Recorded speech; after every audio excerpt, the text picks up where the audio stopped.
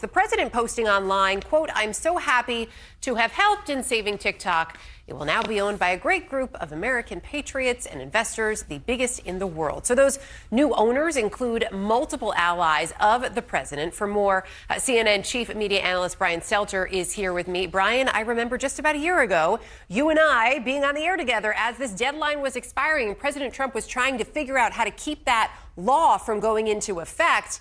Here we are. What does this mean? What do we know about this new parent company?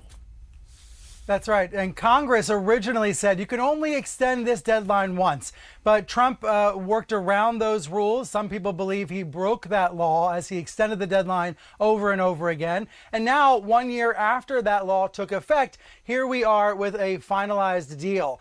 This is in some ways a win for President Trump in his negotiations with Beijing. This is something he can point to now as an accomplishment because he vowed to keep TikTok online in the U.S.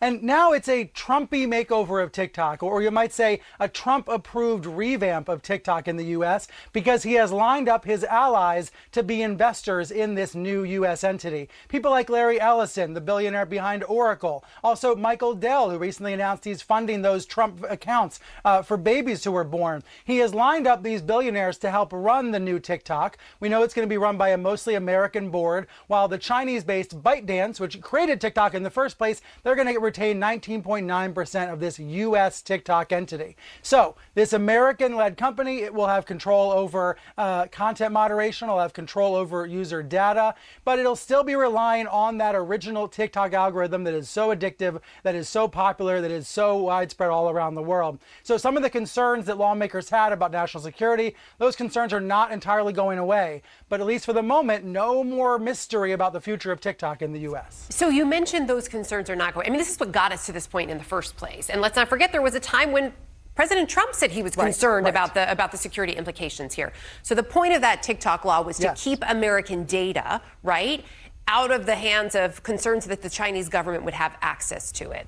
So in terms of what we know now, how will those things be separated? Yeah.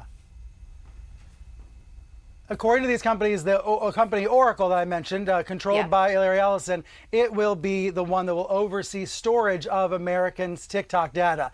This is something that had been in the works for years. Now it has been finalized. Now going forward, Oracle will have that responsibility. One of the giant outstanding questions is about whether this app, whether TikTok will now be under Trump's thumb in some way. And I emphasize this is a question, not an answer. But you'll recall when Elon Musk bought Twitter and renamed it X and gave it a right-wing overhaul, he changed X to make it much friendlier toward President Trump and toward the MAGA movement.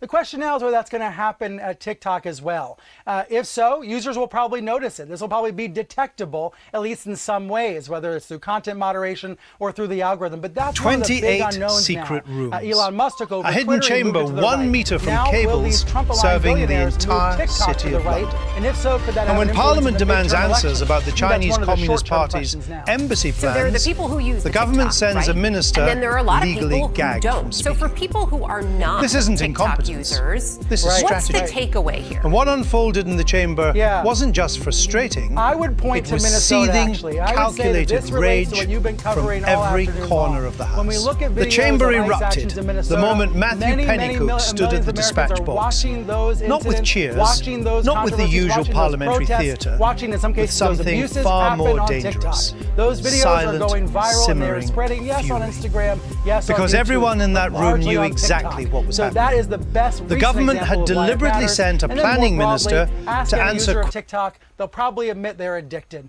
Many users talk openly about how addictive the app is. On self-destructive behavior, where this is deeply offensive.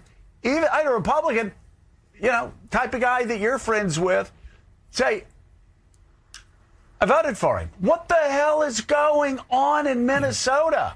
I said, Kristi Noem's going on in Minnesota. Stephen Miller's going on in Minnesota. The president won't stand up to him. First, from a humanitarian point of view, it kind of, if your stomach doesn't hurt when you see what's going on there, you've got to kind of do a stomach check because it's just wrong. There's right, there's wrong, there's humane, there's inhumane. It's just not who we are. But Joe, your question about politically, it defies logic. And you talk about branding. what is a brand sends out a statement about what you are, about imaging, and about what you're supposed to feel. And I think I see Greg Bovino, the head of border down there in his long trench coat, and there's a certain branding that goes with that. You go, they're trying to make those statements. Are they trying to get us used to military on the ground as we get to elections? I don't know. It defies all logic. But also, Joe, you mentioned talking to Trump voters. You know, I know a lot of Trump voters. I'm surrounded by them. And almost to a person, they're scratching their heads on this. And I think he's got 25% of Republicans who don't like the way he's handling immigration. That's a big number for Republicans. I think it's 84 or 90 for Democrats. But it defies any political logic. From a human point of view, it's reprehensible. From a political point of view, it's a head scratcher. And, you know, Anthony, you've known Donald Trump for quite some time, like me. I've talked to Donald Trump over the past year or so, several times. And you know, one of the things that I heard early on from him was he wanted to avoid those pictures of mothers and their babies being ripped apart from each other. He said, boy, we've got to avoid that this time because it was terrible. We've got to get the worst of the worst. And yet this is 100 times worse than what happened during the first term. I'm curious your thoughts, your theories, first of all, on what's happening inside the White House and why people like Kristi Noem and Stephen Miller are allowed to supercharge this the way they have, why the president's allowing them to do that, number one. And number two, what the hell are Republicans on Capitol Hill thinking when they're seeing their chances of winning the House and possibly even the Senate go up in smoke every single day? One more American citizen gets shot in the head or pulled out of their home by mistake by ICE officers. Withdraw a force that dwarfed the local police department. It doesn't really signal we want to work with you if you're at the 600-man department in Minneapolis and they bring in 3,000 masked thugs. I don't know of a competent municipal police department that would be comfortable working side by side by a group of people that have police insignia on that all were wearing masks. Competent law enforcement, after extensive training, the only time you would ever conceal your identity is if you were working undercover. So there are some real, problems here with the way that Stephen Miller and Don, what's his name, Bongo that likes to wear the trench coat, they are in a different universe than local law enforcement. I mean, we haven't talked enough about this, Joe. Remember, the police chief came out and criticized fellow law enforcement for them stopping some of his officers and asking for papers because they were not white. Now, that is unheard of. You have a lot of grumbling behind the scenes, trust me, I've been there, about local police versus federal agents and who's bigfooting who and who really has jurisdiction and get out of my lane, but not in public. You would never call out a federal officer in public if you were a local police officer unless you saw egregious misconduct in the way they were doing their business. So I think it's unrealistic to ask local police departments to be a part of that. Good ones won't do it. And by the way, our police departments in major cities, they are the ones that are prosecuting 80% of the crime in this country. They're the ones that are getting the evidence. They're the ones that have the training. So if they want to defer to local and give them a list of people that are the worst of the worst, I'm sure local officials would say, yeah, we'll prioritize trying to pick up these bad guys that are criminals.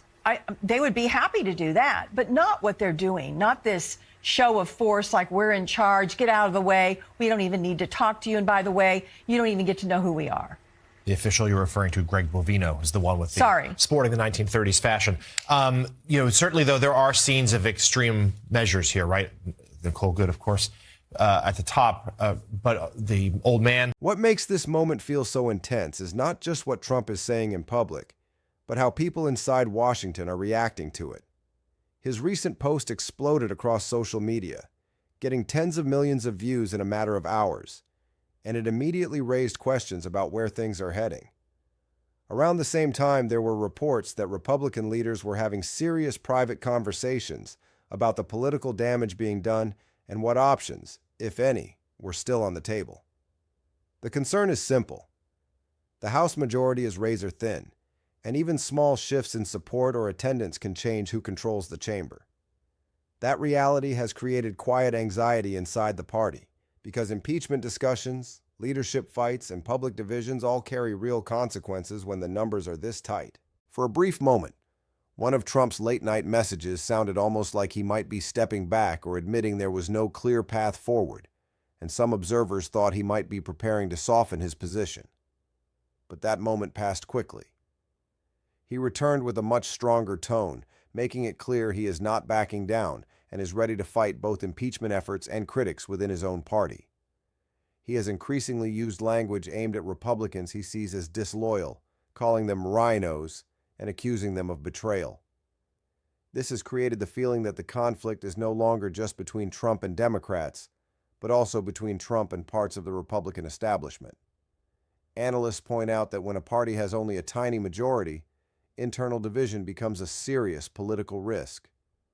If even a handful of members break ranks, it can shift the balance of power and change the outcome of key votes. That is why some Republican figures are believed to be urging caution, warning that public infighting could weaken the party's position at a critical moment.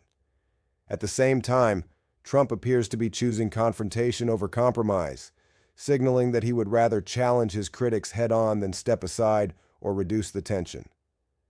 This creates a high-stakes situation where leadership, loyalty, and survival are all colliding at once. The result is a political environment where every statement, every post, and every internal discussion carries extra weight because the margin for error is so small.